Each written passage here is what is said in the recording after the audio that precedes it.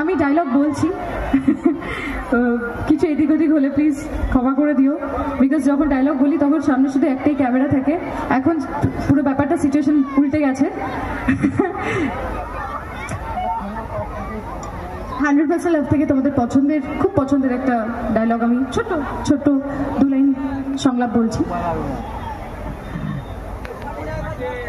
আমার নাম কিন্তু স্বর্ণকমল, নাম সোনিয়া।